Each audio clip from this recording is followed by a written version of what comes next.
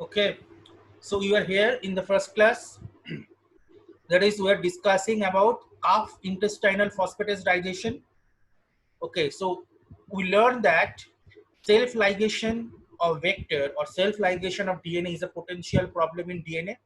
If you have the self-ligation going on, then the DNA will join with DNA, means the DNA insert will join with DNA insert, vector will join with vector, so no use. So we have to make some arrangements or make some engineering so that we can avoid the self-ligation. One of the potential technique is to add calf intestinal phosphatase, and we have already discussed some of that. This calf intestinal phosphatase, okay, what it does, it removes. It is basically added with the vector, so that the terminal phosphates of vector is cleaved by this phosphatase. If you add this calf intestinal phosphatase, okay, and you heat around like 30 degrees Celsius, okay, for 15-20 minutes, if you incubate, then the calf intestinal phosphatase digests out the terminal phosphate of the vector. If the vector goes out from the if the phosphates groups goes out from the vector, then the vector have the OH group only. Like in the next slide I've shown that it has only the OH groups. Okay, there is no uh, there is only OH groups. Okay, there is no your phosphate groups. So without the phosphate group, if there is only OH group present, without the phosphate group, the annealing is not possible. The self ligation is not possible, because ligation, we have already discussed, goes on between the phosphate here, between the 5' phosphate terminal and 3' hydroxyl terminal. So if no phosphate is there, no ligation is possible. So here, since vector has no phosphate, vector cannot religate. That vector cannot self-ligate, whatever digestion you do. Okay. Now, if you carry on the digestion now with DNA insert here, as I have shown here, if you carry out the DNA insert now, if you carry on the ligation with the DNA insert now, DNA insert has the phosphate. It has a double-stranded DNA, so it is the 5' terminal and it is the 3' terminal. Sorry, 3', and in the reverse stand, it is the 5' terminal, and this is the 3' terminal. Okay, so in both sides, in the 5' terminal, the phosphates are here. So these phosphates will ligate with the hydroxyl present on the vector. This phosphate will ligate with this, and say this phosphate will ligate with this. So the phosphates present on the DNA insert will have an important role to be ligated with the vector by forming phosphodiesterase bond. It is called phosphodiesterase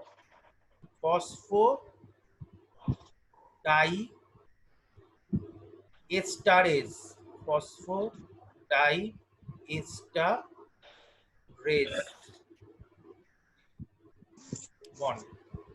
What is the phosphodiesterase bond? This one here. This bond, what I have labeled here, this bond, this is phosphodiesterase bond, the POO bond. Okay, so they will form phosphodiesterase bond, and insert will be ligated with the vector. So what is the advantage here? We have stopped the religation or the self ligation of the vector, either by recircularization or by forming concatamers. I have shown you that this is called concatamers, so it cannot form concatamers, as well as these also cannot form this kind of religation here. Okay, so the DNA insert will be properly put on this. Okay, one thing we should remember, that once you digest your phosphate ends with your CIP, means calf intestinal phosphates, you cannot directly use that for ligation. Why? Because if you have the vector, this one, always remember that this vector is mixed with CIP. Okay, because you have added CIP here to digest these terminal phosphates. So it has digested, but your CIP is there. It is not spoiled. It is active here. So if you add now your DNA insert, there is a chance that this CIP now will cleave this phosphate also. If the CIP is present in your mixture and if you add the DNA insert, there is a chance that the CIP will digest this DNA phosphate also. And if the DNA insert phosphate is gone, then there will be no ligation at all. If the insert phosphate terminal is gone, then there will be no ligation because phosphodiesterase bond formation is not further possible. Okay. So before adding the DNA insert, you have to destroy the CIP. Before adding the DNA insert, we need to destroy the CIP. How? If you after the digestion of the CIP of the vector, if you incubate the whole thing at 65 degrees Celsius, if you incubate the whole thing at 65 degrees Celsius for say like 10 minutes, at this elevated temperature, this enzyme will be deactivated because enzyme cannot withstand usually unless it is thermostable, usually cannot withstand such kind of high temperature. But DNA is very stable to high temperature. We know that below 94 or 95 degree or 92 degrees Celsius, the DNA does not denature. So DNA will survive at this temperature, the plasmid DNA. But this enzyme will be spoiled or deactivated. After you spoil or deactivate the CIP, you just cool down at room temperature. Say your room temperature is 22 degrees Celsius. Say you cool down at 22 degrees Celsius temperature, everything, and then you add your DNA insert. So there is no chance of CIP digestion of your DNA insert, the terminal phosphates. Now you ligate with T4 DNA ligase. Now here you have shown, now you ligate with T4 DNA ligase. T4 DNA ligase is usually active in between 12 to 16 degrees Celsius. T4 DNA ligase, the optimum activity is usually obtained in between 12 to 16 degrees Celsius. Most favorable temperature is 16 degrees Celsius. If you put your DNA insert and vectors at this temperature for 3 to 16 hours, depending on the insert and vector size, minimum 3 hours to maximum 16 hours, depending on your insert and vectors. If you incubate at this temperature, your both samples with T4 DNA ligase and the buffer, the enzyme needs some buffer and always check if the buffer contains ATP. Always check if your buffer contains ATP, because without ATP, the ligation will not be possible. So your buffer should contain ATP. Apart from the magnesium and all these ions, magnesium ion is required for the enzyme activity. Apart from the magnesium, all these ions, other salts, ATP should be present. Otherwise, ligation is not possible. So if you add everything, you incubate everything, both the insert and vector at 12 to 16 degrees Celsius for 3 to 16 hours, you will get the ligation. Okay. But still, it has been seen that there may be some self-ligation.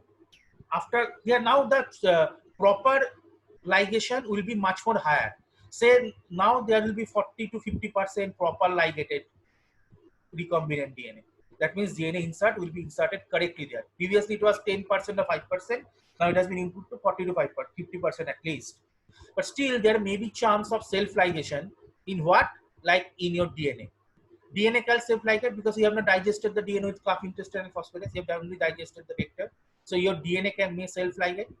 Or it has been seen also that if you digest your vector also with the calf intestinal phosphatase, not 100% of vector molecules are digested. Not 100% of your, if your medium contains the 1 lakh of vector molecules, maybe 1 lakh of vector molecules will not be digested by the enzyme, because enzyme may not reach all the molecules equally. So there is a minimum chance of plasmid religation as well. There is also chance of plasmid religation or plasmid self-ligation as well, but chance is less, but there is a minimum chance also. And also you have some self-ligation of your DNA. So now we have two tasks. One task is that to incorporate the properly recombinant DNA into cell, where you express the proteins, to incorporate this in the cell where I will express the proteins, and also to eliminate this kind of self-ligated ones. also to eliminate such kind of self-ligated ones. So to do that, first we'll focus on how to incorporate our plasmids, means all the proper recombinant DNA, all the properly cloned DNA. Now we'll call this a clone because we have cloned the DNA or gene in a vector. So we'll call this a clone DNA. So now we'll try to incorporate this clone DNA or recombinant DNA into cell. Then we'll come how to eliminate this kind of self-ligated things when I'll come to selection. But today we'll focus in this lecture, that is how to incorporate everything in the cell. So this step is called transformation. So what is this step is called transformation. So what is transformation? The addition of foreign deoxyribonucleotide into a bacterium. That means now you have your clone DNA. Now you have your clone DNA. This step you are incorporating within a bacterial cell.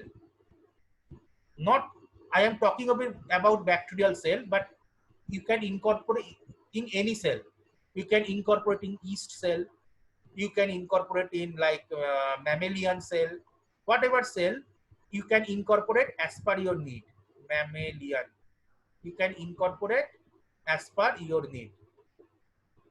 But the main objective is that to make the copies of your recombinant DNA and to express the desired protein for which I am doing the cloning. Okay. So this step is called transformation. So it is a diagram where it depicts this is the plasmid, this is your host cell. It is called host cell. Where you incorporate that DNA, it is called host cell. So in host cell, it's genomic DNA. It has some genomic DNA, and in this you are incorporating this foreign recombinant DNA. This is called transformation, and this cell is called the transformed cell. It was first discovered in 1928 by the scientist named Griffith. Okay. So then, what is the main theme of transformation? Now, remember one thing, that we always transform circular DNA. We always transform circular DNA, not linear DNA. Why? There are two reasons. First of all, linear DNA transformation is very difficult because the cell membrane resistance, when you are transforming something into cell, that means you have to make it cross the cell membrane. You have to make it cross the cell membrane inside the cell in a tricky way that the cell will not die, as well as the foreign DNA will be incorporated in the cell. In this process, if you want to transform the linear DNA, there are two problems. First of all, the cell membrane resistance to the linear DNA is very high. The cell membrane resistance to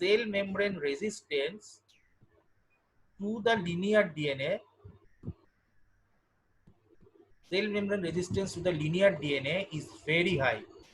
Whatever method you take, it will face so much resistance that there will be very, very poor transformation of this linear DNA. And the second one is that instead of that, if you have the circular DNA has lesser resistance than the linear DNA. So circular DNA will be easily incorporated in the bacterial cell compared to the linear one. This is one advantage of the circular DNA. Second thing is that if you incorporate linear DNA here, you see, this is the linear DNA. If you incorporate the linear DNA here, the linear DNA is easily recognizable by the host bacterium as foreign DNA or pathogenic DNA. Foreign DNA means it will treat as a pathogenic DNA. So linear DNA is easily recognizable by the host cell as pathogenic or foreign DNA. So what it will do, it will activate its SOS mechanism. SOS mechanism means cell defense mechanism, emergency defense mechanism. So it will trigger many exonucleases. We have already discussed the exonuclease role when we started that nucleosization. So it will trigger many exonucleases which will digest this linear DNA, okay, which will digest this linear DNA and degrade it. Understand? It will digest with the linear DNA and degrade it. So your DNA will be highly unstable inside the cell. Your DNA will be highly unstable inside the cell, because if the bacteria fails to do so, this DNA will be incorporated in its genome by homologous recombination. It will recombine with the host DNA as well. In the test tube, we have recombined the plasmid and your this foreign DNA, but inside cell there is a chance that this gene will recombine with the host DNA as well. So that is very dangerous. Then your host DNA will be changed, and that will trigger many toxic or many untoward pathway in the inside the cell. Like the COVID-19, what it is doing, the virus, it is changing the pathway in our lung cell. It is incorporating our lung cell by ACE2 receptor expression, and it's changing different pathways inside our cell by integrating to this. So this is very dangerous. So cell cannot allow this, so it will just degrade. So instead of that, if you incorporate the circular DNA here, the chance of recombination between these two, that means the circular DNA and genomic DNA, is very less, because there is no free linear DNA here. The DNA is already bound in the plasmid. So there is the chance of recombination is very low. So cell will not degrade it. Cell will not activate the SOS mechanism and will not degrade it. This is the second reason. The first reason was the circular DNA has lesser resistance than linear one. And second is the circular DNA is more stable inside the cell, because cell will not trigger any SOS mechanism. Okay. So that's why we always transform circular DNA. That's the main reason why we put our linear DNA insert into a circular vector. That's why we put our linear DNA insert in the circular vector to make everything circular, so that we can easily transform within the cell. But the DNA identity is there. The DNA you are putting in the vector, it has the start codon and it has the stop codon. So the open reading frame is not changed. So the open reading frame is not changed. So your DNA is totally expressive within the cell, no problem. But also it is stable as well if you put everything to the plasmid. That is the basic sign, the basic reason why people incorporate or transform the circular DNA instead of the linear DNA. Okay. Now we go to the different methods of transformation. There are three different methods of transformation, basically, which you should know first.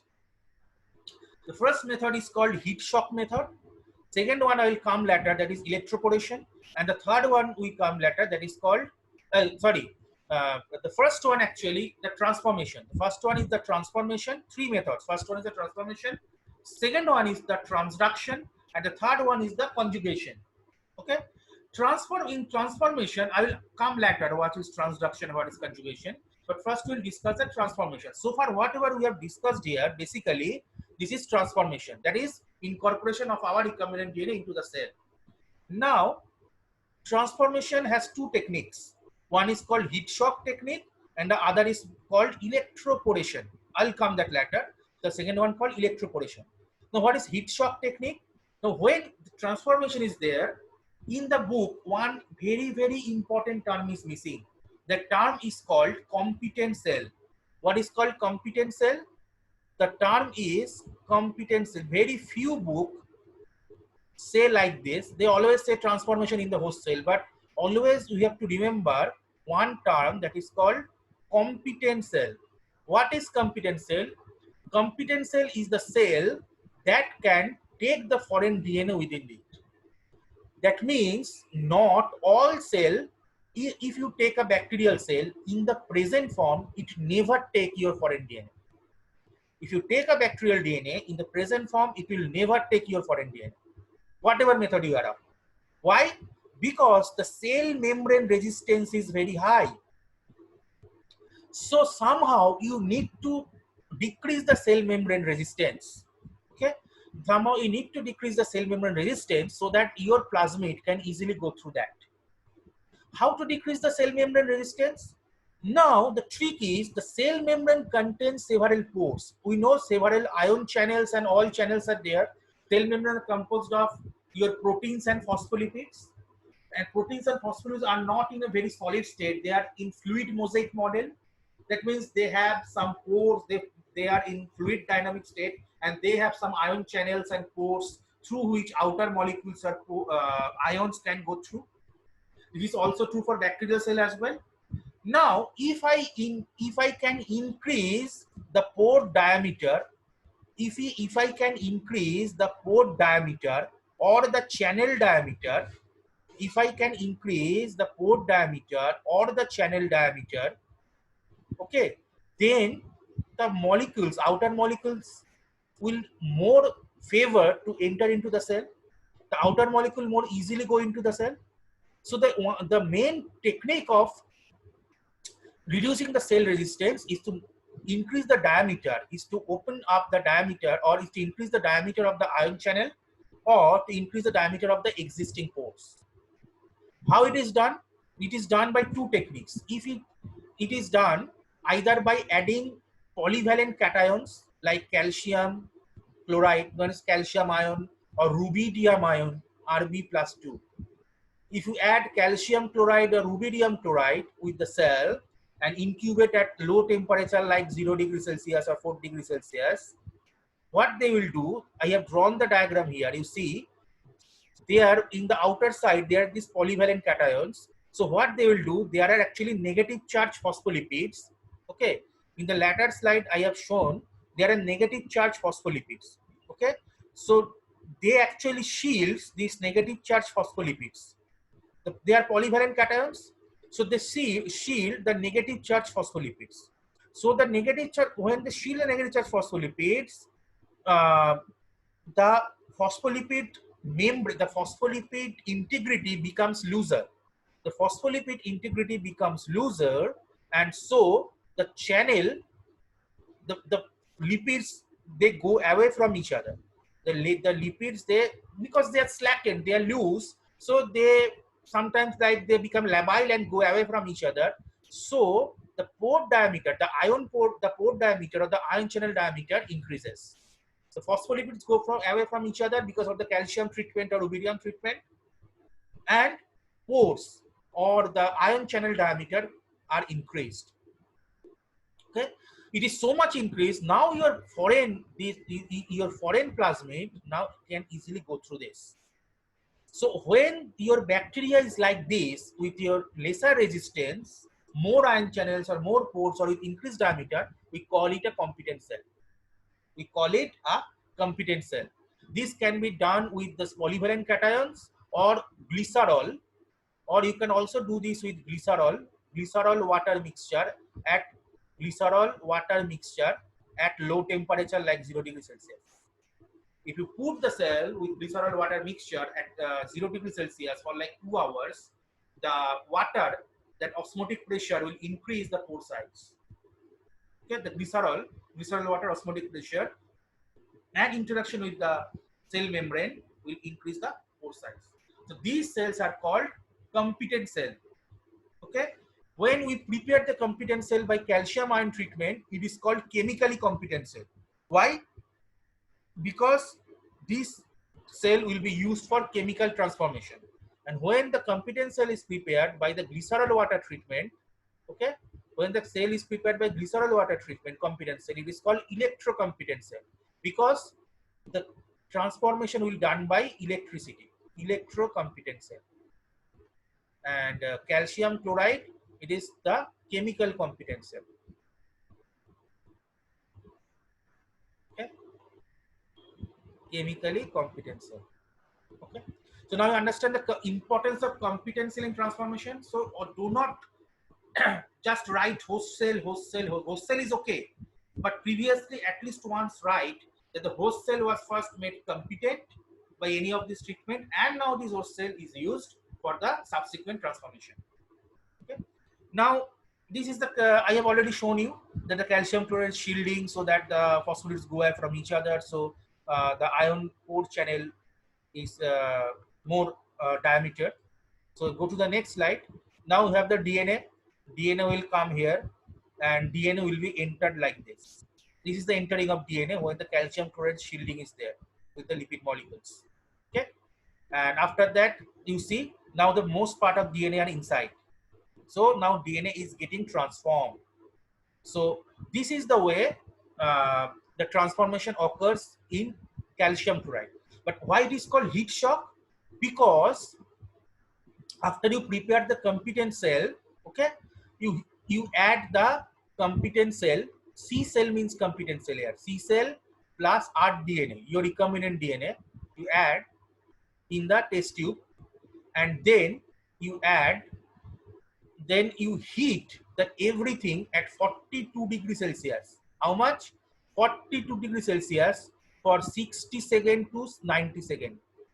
For 60 seconds to 90 seconds. You heat the cells at 42 degrees Celsius to 40 degrees Celsius for 60 to 90 seconds.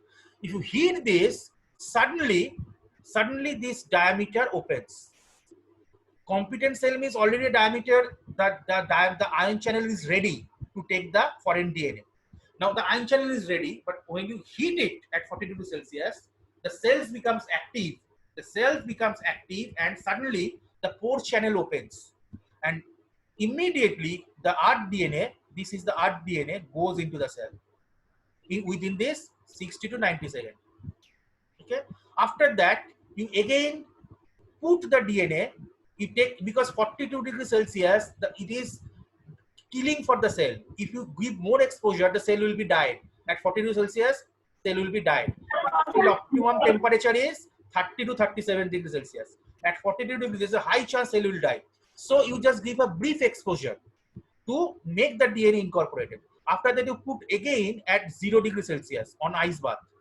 You put again on 0 degrees Celsius on ice bath for like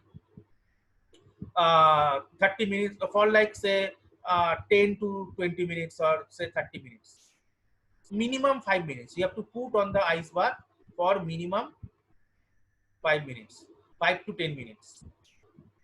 So if you put the 0 degree Celsius cell, the cell membrane will again reorganize.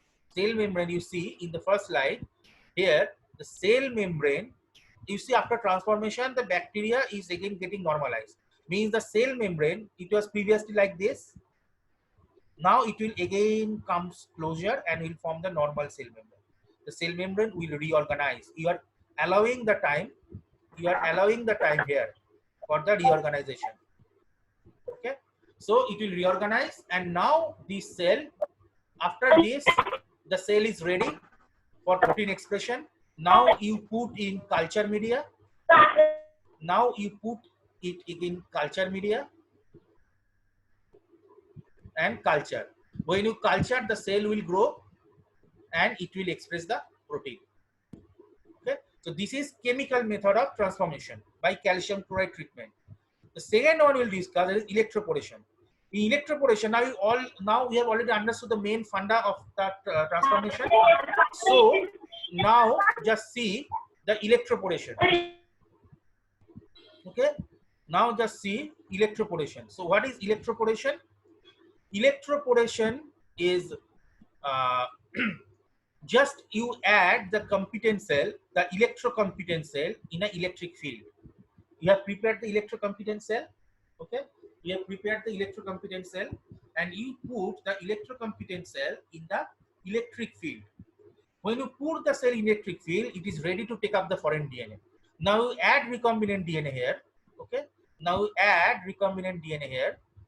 So if you add recombinant DNA here, in the direction of the electric field, it will enter into the cell. In the direction of the electric, because electric field is producing force, electric field is producing force and also the ionic imbalance. So accordance with the force and voltage, with the ionic imbalance, the foreign DNA will be incorporated in the cell. Okay. So once you do, it is done, the voltage, say if you take the E. coli cell, you have to give very high voltage, like E. coli cell, if you give very high voltage like 1700 volt, if you give the high voltage like 1700 volt, but the exposure is very short, otherwise the cell will die at this hard volt. The exposure is like 5 millisecond. 5 millisecond, not second, 5 millisecond. If you expose the cells more than this, the cell will die under this field. So after this electroporation is over, after 5 seconds, you quickly take out the cell. You quickly take out the cell and put in the culture media. You put in the culture. Okay. You put in the culture at normal temperature like 37 degrees Celsius. So at this temperature, the cells will heal again. That means the cell membrane, the damage was done during the injury was done during the plasmid insertion or plasmid incorporation, the damage will heal gradually and the cell will be cultured and will be ready for protein expression. Okay. So this is electroporation. So among the chemical transformation and electroporation method, which is more efficient? Definitely electroporation. Why? Because in electric voltage is very high here. So it produces very high force for the transformation. It produces very high force for the transformation. So lots of plasmid DNA can be incorporated in the cell during this period. But the dangerous part is that in calcium chloride treatment, the cell is the treatment is not very harsh. Although you are treating at 40 degrees Celsius, but the treatment is not very harsh. So the death of cell is not very likely. But here, if you are not very conscious, if you are not doing the things very quickly and coming and taking back the cell into the media, the cell may die. So this needs very precise hands to do. But the efficiency in electroporation is definitely much higher. But through electroporation, not only bacterial cell can be transformed with plasmids. The mammalian cell, yeast cell, they are also can be transformed with plasmids because the efficiency is very high. Okay. So this is the transformation. This is the cycle I have shown. So when electroporation, if say put the cell in the electric field, you give the pulse. It is called the pulse. This is the pulse, electric pulse. The first you give the pulse, and then the cells are resealed again. So when you give the pulse, this is the intact cell membrane. The phospholipids go away from each other due to the force given by the electric field, and plasmid DNA go inside the cell. And in the reseal phase, when you put in the culture media, the membranes are sealed again. The membranes are sealed again to have the normal cell membrane. Okay. So these are the techniques of our transformation, especially electroporation and your heat shock. Next method of incorporation of the plasmid DNA in the cell is transduction. What is transduction? Transduction is a process is given by bacteriophage. Transduction is a process given by bacteriophage. Why bacteriophage? Because bacteriophage is the phage virus that can easily enter into a bacterial cell, can take out its DNA out, because when phage virus goes inside the cell, it gets integrates with its chromosome or any gene, then it copies the gene within itself, and then again take it out of the cell. First, then again it goes into another new bacterial cell and put the gene within that. Okay, so this is a schematic diagram. You see, it is a donor bacterium where there is a gene to which is this is a donor bacterium, the gene which is beneficial for us. Either we have put it by recombinant DNA process or transformation process, whatever you can put, I can put here. Now I injecting one bacteriophage here. So once the bacteriophage goes inside, what it will do? You see, once the bacteriophage goes inside, that's first the inside cell.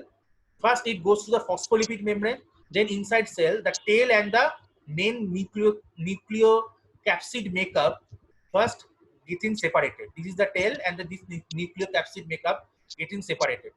Then it is getting everything, it is getting integrated. This is our gene of interest, right?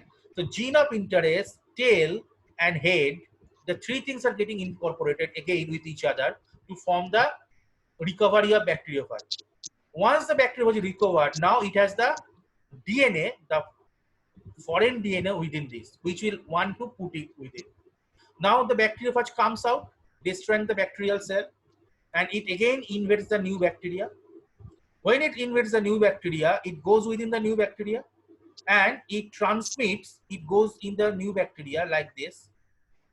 Okay, and within this it has the foreign DNA, and this foreign DNA now undergoes genetic recombination with the indigenous plasmid of the bacteria.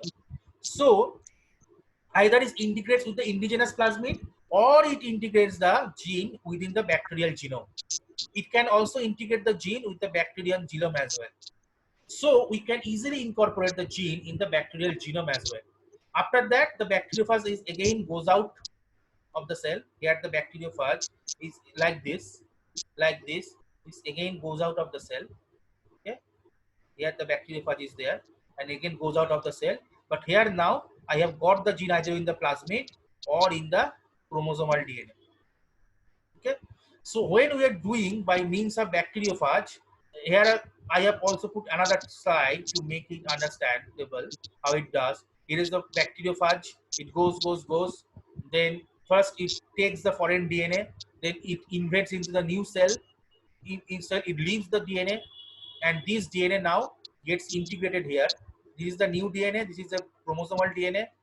Then the new DNA is integrated with the host genome. Okay, so this is the transduction. So if we want to incorporate our gene through phage virus, what we will do? We'll just inject our gene either directly here by micro injection or something kind of method, micro injection or this kind of method. We can inject our gene into this phage virus, or we'll use our first host cell where we have put the recombinant DNA as the donor bacterium. Either we will directly inject this here, or we will put our first host cell as our donor bacterium, so that bacteriophage automatically copies this gene out and put into the new cells. And we all know that phage virus, the infection efficiency is very high for the bacteria. So our transformation efficiency also will be very high if we goes for the transduction. And this is the recipient ones. These are the recipient ones. So in this picture also, you can easily understand how the integration of all these things goes on. Okay. So next is conjugation, but we'll finish the today's lecture with the transduction. Okay, we'll finish the today's lecture without the transduction. So I hope that we have already understood what are the transformations and transduction, how the methods of transformation goes, chemically, what is the basic science, basic logic